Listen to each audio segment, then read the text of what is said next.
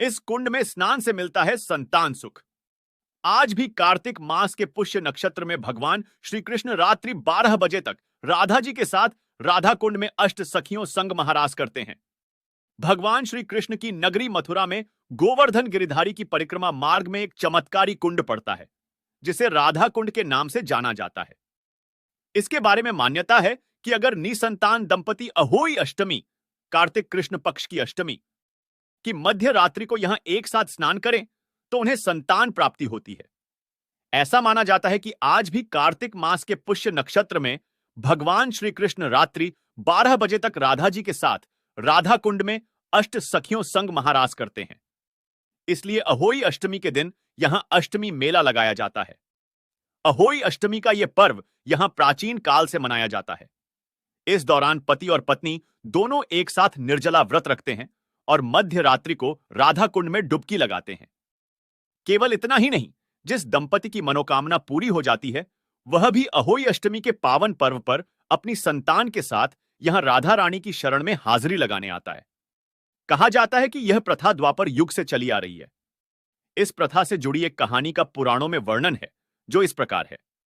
राधा कुंड से संबंधित कथा कुंड से संबंधित एक कथा के अनुसार कंस ने भगवान श्री कृष्ण का वध करने के लिए अरिष्टासुर नामक दैत्य को भेजा था।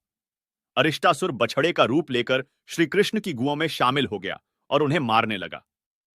भगवान श्री कृष्ण ने बछड़े के रूप में छिपे दैत्य को पहचान लिया। श्री कृष्ण ने उसको पकड़कर जमीन पर पटक पटक कर उसका वध कर दिया। यह देखकर राधा ने श्री कृष्ण से कहा कि उन्हें गो हत्या का पाप लग गया है। इस पाप से मुक्ति हेतु उन्हें सभी तीर्थों के दर्शन करने चाहिए। राधा की बात सुनकर श्री कृष्ण ने देवर्षि नारद से इसका उपाय पूछा। देवर्षि नारद ने उन्हें उपाय बताया कि वह सभी तीर्थों का आह्वान करके उन्हें जल रूप में बुलाएं और उन तीर्थों के जल को एक साथ मिलाकर स्नान करें, जिससे उन्हें गो हत्या के पाप से मुक्ति मिल जाएगी। देवर्षि के कहने पर श्री कृष्ण ने एक कुंड में सभी तीर्थों के जल को आमंत्रित किया और कुंड में स्नान करके पाप मुक्त हो गए। उस कुंड को कृष्ण कुंड कहा जाता है, जिसमें स्नान करके श्री कृष्ण गो हत्या के पाप से मुक्त हुए थे। माना जाता है कि इस कुंड का निर्माण श्री कृष्ण ने अपनी बांसुरी से किया था। देवर्षि नारद के कहने पर श्री कृष्ण ने अपनी बांसुरी से एक छोटा सा कुंड खोदा और सभी तीर्थों के जल से उस कुंड में आने की प्रार्थना की। श्री कृष्ण के आह्वान पर सभी तीर्थ वहां जल रूप में आ गए। माना जाता है कि तभी से सभी तीर्थों का अंश जल रूप में यहां है। श्री कृष्ण द्वारा बने कुंड को देख राधा ने भी उस कुंड के पास ही अपने कंगन से एक और छोटा सा कुंड खोदा। भगवान श्री कृष्ण ने जब उस कुंड को देखा तो उन्होंने प्रतिदिन उसमें स्नान करने व उनके द्वारा बनाए कुंड से भी अधिक प्रसिद्ध होने का वरदान दिया। देवी राधा द्वारा बनाया कुंड राधा कुंड के नाम से प्रसिद्ध हुआ। माना जाता है कि अहोई अष्टमी तिथि को इन कुंडों का निर्माण हुआ था, जिसके कारण अहोई अष्टमी को यहां स्नान करने का विशेष महत्व है।